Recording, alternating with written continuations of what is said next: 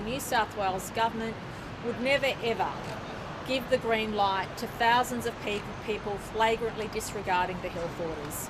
That never was and never will be our intention. Let me make it very, very clear that all of us have given up so much and worked so hard in order to make sure that we get on top of the virus. And to date, New South Wales has been very successful only because all of us have taken the hard yards of making those difficult decisions. We've not visited family, we've not attended events, we've not done what we normally do in order to keep the community safe. Earlier this week, as I understand it, a request was put in for a small protest to the police. It was a small protest which would have been managed similarly to the small protests that took place during the course of this week, where people respected the health orders and they respected social distancing. There are health orders in place in New South Wales at the moment in relation to public gatherings, in relation to the number of people in a public space, etc. When I spoke to the Commissioner, and it became abundantly clear that police would not be able to assure the maintenance of those health orders, that the number of protesters far exceeded what the initial request was, the Police Commissioner and I discussed the fact that the Police Commissioner would apply to the Supreme Court to have the intended process or the intended protest tomorrow that was intended to go ahead deemed illegal. This is because the protesters could not guarantee adherence to the health orders, they could not guarantee safe social distancing, and simply the number of protesters far exceeds the health orders, and we can't afford to have exceptions for anybody. All of us, as I said, have made enormous sacrifices. And if people had made the decision to express their views strongly in a COVID-safe way, which is the comments we made yesterday and the day before, that would have been acceptable within the health orders, but that is not the case. So the protest that is intended or was intended to go on tomorrow will be sought to have an injunction put on against in the Supreme Court, or the application has been made, and the Police Commissioner will outline that in further detail. But I want to make this point clear. The New South Wales Government never has and never would give the green light to thousands and thousands of protesters who do not support the health orders. Everybody knows what the health orders are, and there's a public gathering number which supports people going to a beach or going to a park. No more than gatherings of 10. Personally, and under the current public gathering health order, there is a health order for 500, but that is with social distancing. That allows police to maintain social distancing in a public space like a beach or a park. But when a protest organisation cannot guarantee that those participating in the protest will adhere to social distancing, will adhere to the health orders, that is deemed an illegal act. And again, we saw during the week, people express themselves in a COVID-safe way. Clearly, that is not the intention of what's happening tomorrow, irrespective of the issue. And I also, again, make this point. If you feel so strongly about an issue during a pandemic, please consider expressing your views in a different way. Don't compromise anybody else's health. Please consider outlining your views on Facebook or in a different way. But please do not breach the health orders. I'll ask now the Commissioner to speak, then Minister Hazzard, and then of course we'll take any questions. Thanks, Premier, and good morning. A New South Wales Police Force every year facilitates nearly 1,000 protests in the Sydney CBD alone. Several hundreds of thousands of people come in and safely protest for a whole range of causes. This is pre, during and post-COVID-19. In relation to this protest on Saturday, started off as a static protest with 50 people. Police work with organisers who have to submit certain documentation to ensure that the protest is lawful, which did occur. Like with any protest, we have daily dialogue to assess the risk in relation to not just the protesters, but the general community and the police, of course. And we facilitate or assist with so many protests without issue. This protest in particular has grown in numbers We don't just take advice and guidance from the protest organisers, we also view social media closely. As of this morning, that had escalated to a potential 10,000 protesters turning up, and the organiser himself admitted that he couldn't ensure that the protesters could adhere to his Form 1 or the current health orders. I spoke to the Premier this morning and said on the basis of that, the only option was for the protesters to cease their wish to protest or for us to take the matter to the Supreme Court. Assistant Commissioner Mick Welling, who joins me here today, confirmed that later this morning, and we have commenced legal action on the basis that we don't believe the protest can be conducted in a safe way. Now obviously that will take a few hours. We won't know the answer to that question until later this afternoon.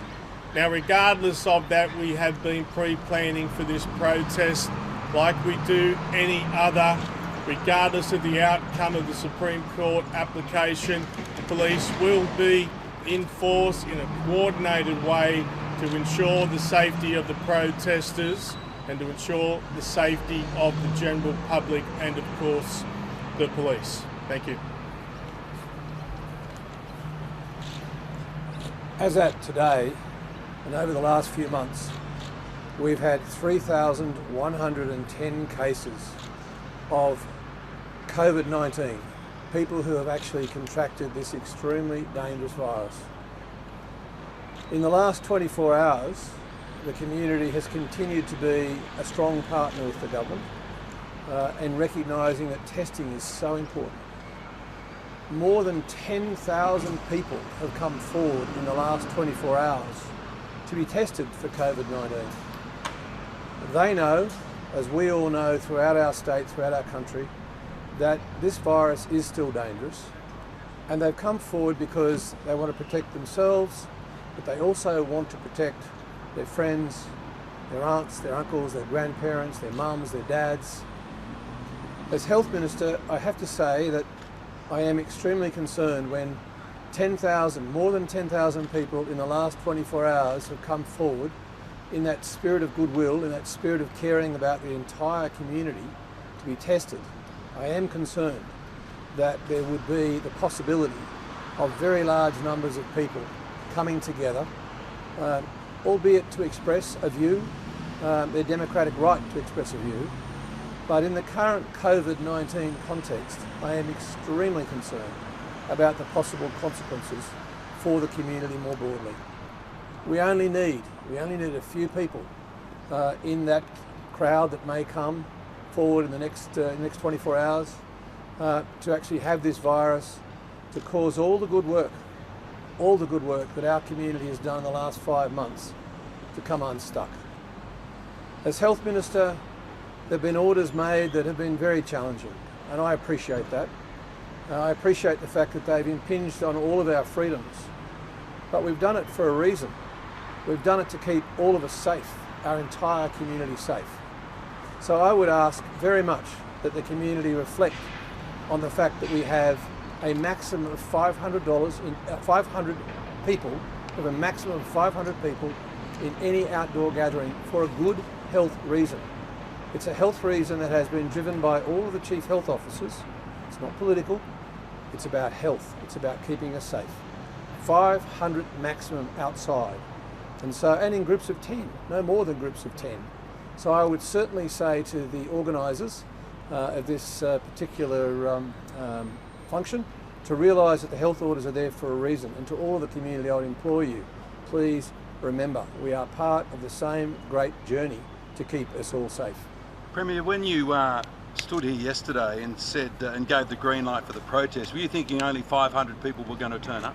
I did not give the green light, can I say? You said it could go ahead. Well, on the basis, can I say this? During the week, we have seen people express a strong view in a COVID-safe way, no more than groups of 10, in a very controlled way, working with the police. When I was advised that that was not the case, when thousands of people had registered to be part of what is now an illegal protest, Of course, the Commissioner and I discussed the issue and have since taken action. But can I say this? We appreciate how difficult the current circumstances are in relation to the health orders, but I want to be very, very clear. At no stage did the New South Wales Government support or give the green light or give the go-ahead to thousands and thousands of people flagrantly breaching the health rules. All of us will recall earlier in the week, whether it was frontline workers or others, expressed a strong view within groups of 10, in multiple groups of 10, in a safe way, and a protest which was registered with the police. This is not that.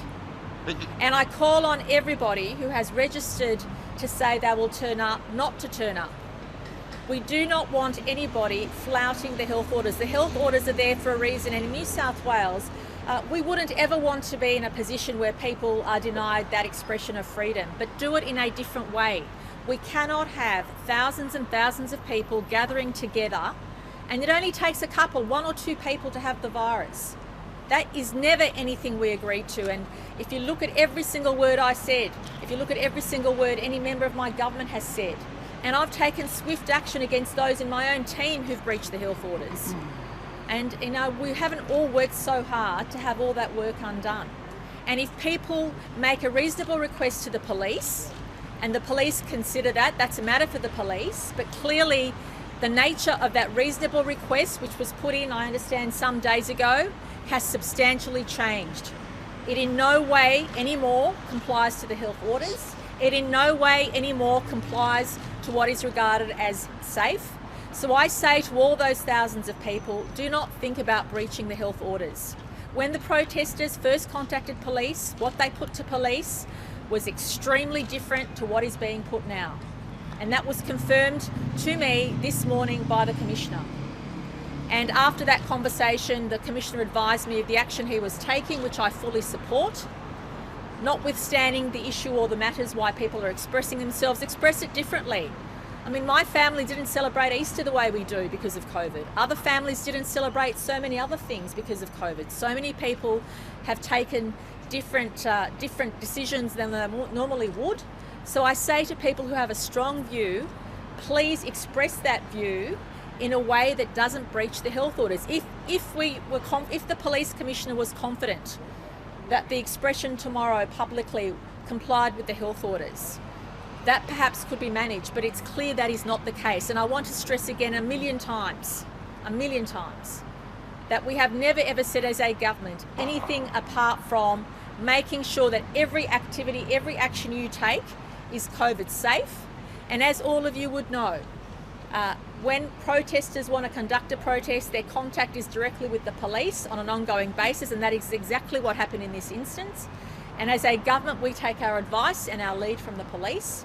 And when the Police Commissioner advised me that he did not feel confident the protesters would respect the health orders, or that it would be within the health orders as first foreshadowed, that's when the action was taken. I'm sorry, one at a time. Yeah. She's talking way more than I am. Okay. This morning the police minister said he doesn't support the Black Lives Matter protest, which was what was planned. Does that disappoint you, and do you support the protest?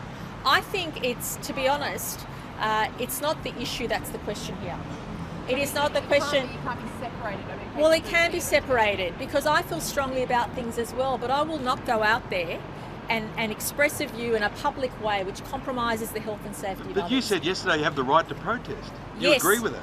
So long as it is within the health rules. And clearly what this protest has turned into is a flagrant disregard for the health rules. But Premier, surely, did you not realise that there would be a massive turnout on Saturday when you made these comments yesterday? Did you think there were going to be 50 people or 100 people turn out to this protest? Well, the advice I receive is from the police. Seriously? And the advice, yes, and I'll ask the Commissioner to back that in. And when I received advice, when I spoke to the Commissioner this morning, and he advised me that after contacting the protesters as late as this morning, what the update was. And as a government, we have to know that in a pandemic, we have to make sure not only that we ask everybody to respect the rules, but we also deal with situations as they arrive. If 10 people within a group were expressing a view or multiples of 10 people in a controlled way, which was COVID safe, then that's up to the police whether they accepted that. But clearly this is not happening. And I have empathy for people who feel strongly about the issue at heart here, to your question. Well, but can I say, irrespective of how I feel about the issue, of course I empathise with how strongly people feel. But notwithstanding how people feel about an issue, you cannot disregard the health orders. And that is why we're saying to people, express your views. Bring your views to the attention of people you want to bring that to, but in a responsible and safe way, not through breaching the health orders. That is not acceptable. I mean, why the need for the Supreme Court? The police have the power to say no if they believe that the protest is going to be unsafe. The extrapolation from COVID-19 pandemic is that it will be really unsafe. Why do we need to go to court? Why not just say no, not I'll ask the police commissioner to answer that. Yeah, thanks. In terms of protests are lawful in New South Wales. Protesters, if they submit the appropriate documentation, known as a Form 1, get protection from the Summary Offences Act, which means we can't use a number of our powers that we normally would in a public unlawful gathering. Now, in this case, the Form 1 was submitted in the appropriate amount of time, which means if the organisers refuse to stop the protest, then the only way forward is for the Supreme Court to make the ultimate decision in relation to that. If they protest them. So it's a public place, public space, so if people turn up and it's within the health orders, then that's fine. Now you have to understand. It is okay, but the Form 1 is all about starting at a certain point, marching on the road and finishing in a certain point. So the Form 1 does give some guarantee to police and the community in terms of what is going to happen. So in terms of that, what happens if 10 people turn up in Pitt Street tomorrow, then we wish them well. But if hundreds and hundreds or thousands of people turn up, then they're in breach of the health order. And if they haven't complied with the Supreme Court, then obviously all the police powers that are available to us can be used. But we would much rather see a peaceful outcome. I think Sydney-siders are more mature than what we've seen in the press. Police obviously will be out, but we will continue to work with the people of New South Wales. Mr. Fuller, is it fair to say you had very large contingencies based on what we've seen in the United States, where thousands of people ignore curfews and they outnumber police?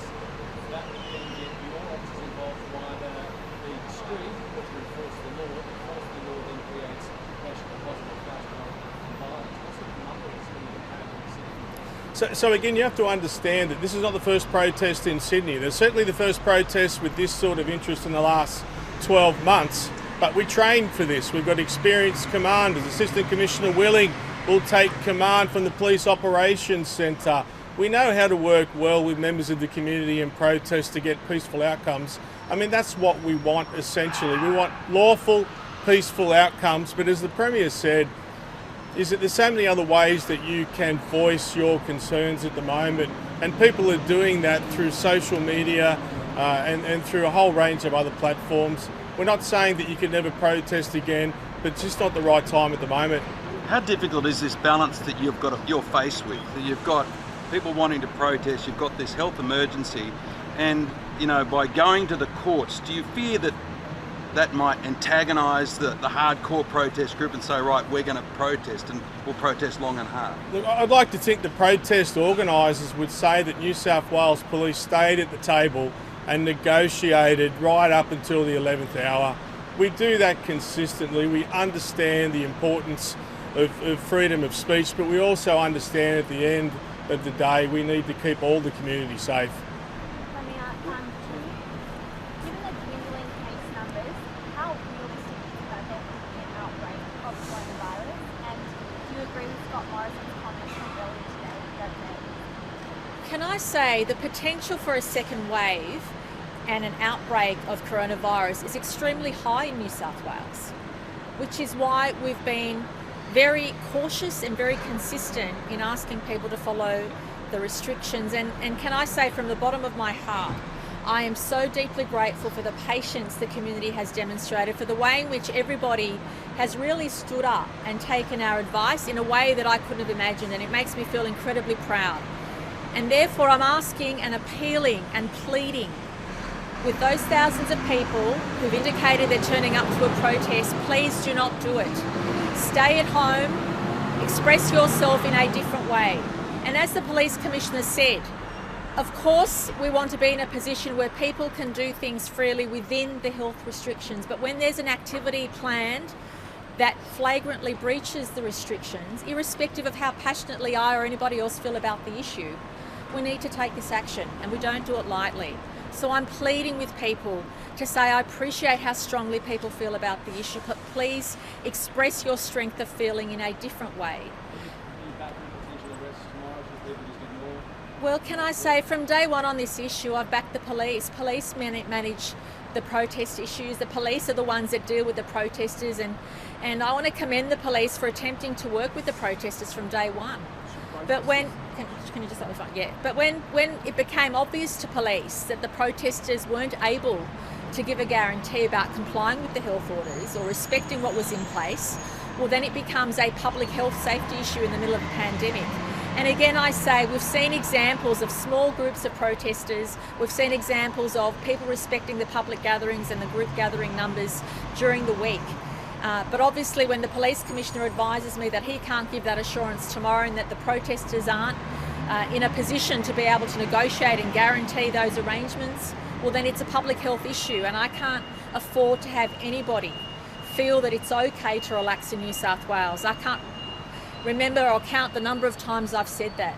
I think I've spoken to most of you almost on a daily basis for 3 months on this issue. Please, please respect the restrictions. I don't want to deny that people feel passionately about the issues, and all of us do. Most of us do. But please express your passion in a safe way during a pandemic. Please make sure you don't take any chances, because I completely am concerned about an outbreak or a second wave, which unfortunately undoes all the great work we've put in place. And I know how hard our team has worked, can I tell you, with very little sleep and with much vigour, much vigilance to keep the community safe. But having said that, if something is proposed in a safe, COVID-safe way, whether it's the police or whether it's anybody else, have given that a look at. And initially, that's what the police were presented with, a COVID-safe plan. But when that is breached, when that's disregarded, it is a public health safety issue. It puts themselves and other people at risk, and we can't afford to see that happen. And again, it doesn't take away from the issue, and it wouldn't matter what the issue was. I'm not commenting on what the issue is that people are protesting about, because I know passions are high. But what I am commenting about is asking everybody just to do the responsible thing in the middle of a pandemic. And the police, in my view, have worked very hard to negotiate with the protesters, but when this morning it was apparent that those negotiations had failed to reach a safe compromise, a safe position, that police had no option. And I back the police, but I also back the police to do what is necessary to keep public health and safety. But I ask everybody to stay calm. I ask people to stay at home. I ask people to respect the rules that are in place. And please know, if you have any suggestions about what activity you want to undertake in a COVID-safe way, whether it's the police or whether it's the government or whether it's the health authorities or a business, we're open to looking at COVID-safe ways of doing this. But the second that something isn't COVID-safe, that is a threat, a major threat to public safety, and I can't stress that enough. If a small protest with COVID-safe rules was put forward to the police, and that was managed, as has happened earlier this week, as you've all reported on a number of occasions, but what is intended tomorrow is a flagrant disregard of that process, and we can't stand by and let that happen, given the risk it poses to everybody. And again, notwithstanding the topic or the issue that's being highlighted, I ask people to express those strong views in different ways. I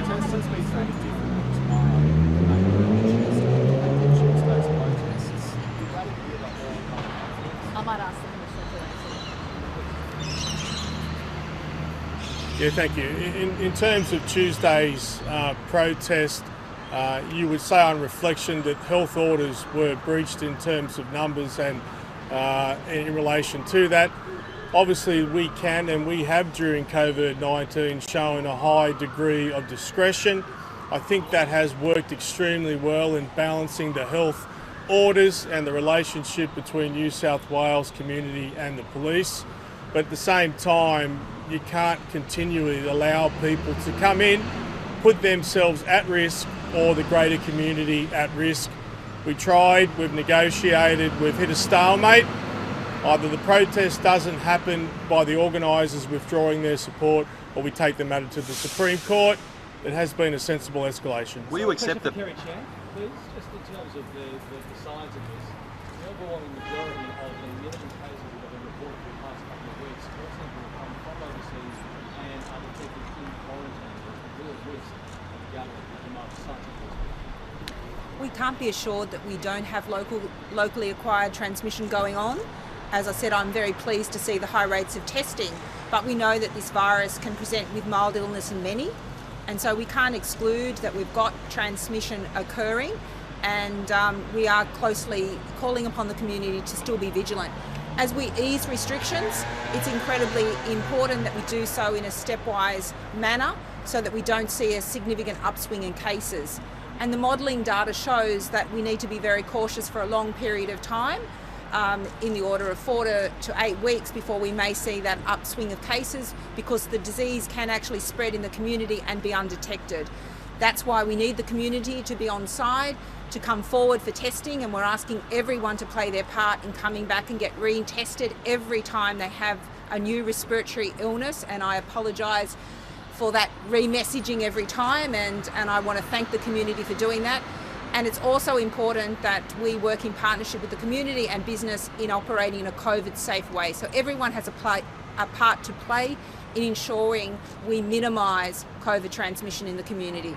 Will police accept the umpire's decision, Premier or the Commissioner? Will you, if the Supreme Court decision goes against you, will you accept that decision? Will you accept the umpire's decision? Well, obviously, we hope the decision doesn't go against us, but I'll ask the Commissioner to perhaps respond to that. Yeah, thanks. It'll really depend on the environment tomorrow. If the protest is allowed to go ahead and there's 500 protesters turn up and they follow the Form 1, then we will continue to work with them to ensure the safety of all involved. But much will depend on the outcome of the Supreme Court decision and, of course, what happens tomorrow during the course of the protest. Premier, would you say that MPs who have labelled the decision making is your favour? I haven't heard that, but I'll say this. Can I, again, to that question, make this point very clearly? Nobody in the New South Wales government, nobody, gave the green light for thousands of people flagrantly disregarding the health orders. Nobody. And what was put to police initially was within those health orders. And police have been negotiating with the protesters ever since. But when Commissioner Fuller advised me this morning after contact with the protesters and given the escalation and what was being said on social media, his advice that the protest would not be able to be managed within the health orders and the action he wanted to take has my 1,000,000% support. You cannot flagrantly disregard the health orders. I can't be more clearer than that. We have seen some protests earlier this week that respected the health orders, that did it in a COVID-safe way. And if you can guarantee that you will do something in a COVID-safe way, you can seek permission to do that. But the second that you can't guarantee something is in a COVID-safe way, that is a health risk to you, to your loved ones, and not just people at the protest. You might turn up and spread it to others, who then go home and spread it to others and impact vulnerable people, and that's the last thing we want to see. That's why large gatherings, that's why groupings of more than 10 or public spaces of more than 500 people aren't allowed in New South Wales. That's why if there's a park or a beach, police take action when those orders are breached, and they're there for a reason. Could you have your chronology, please? At what stage, literally to the time, Mr. Fuller, were you advised that by protesters that it's unlikely that could provide? So from my perspective, really this morning I was advised that in terms of Facebook or social media, people attending has reached 10,000. Now we know that that is not always accurate, but that's certainly well above what an individual, an organiser who could be a retired accountant, these people who organise protests do not have logistics operational planning. So from ours, it started the conversation between myself and Assistant Commissioner Willing, and I said he had to nail down the organisers in relation to their ability to give an assurance that they could meet current health requirements, and the answer was no. So subsequent to that, there was a plan being hatched to have two groups of 500 protesters. Why was that? Look, that certainly wasn't part of my plan to be hatched. For mine, it was about 500 people or less. Certainly, if the organisers could potentially have two individual protests running at once in isolation with 500 people, but as it turns out, that how do you control how many people turn up once it gets to 10,000, potential hits? They confirmed that they were unable to control it, and again, they refused to rescind their right to process, which escalated us, as we currently are, to go to the Supreme Court. So how is it legally enforceable? 499 turn up, 500 turns up, 501 turns up. Everybody's comfortable at that stage? No. Just the organisers? What's the legal? Yeah, look, certainly from our perspective, we would be involved in counting as best as possible. For us, it would certainly be about, as the 501 turns up, we would be giving them a direction to leave the area, and if they failed to leave, then we could take action. We could arrest them, or we could arrest them and give them a court attendance notice for fail to comply with direction, or the $1,000 fine for the breach of the Health Act. What sort of numbers of riot squad will you have? I know you don't want to give away specific methodology and which corner they'll be hiding. Yeah. But what sort of force are we talking about? Yeah, so we're talking about firstly our general duties response, which will be the visible response. We will have mounted police that are extremely useful, are a great force multiplier in protest activities.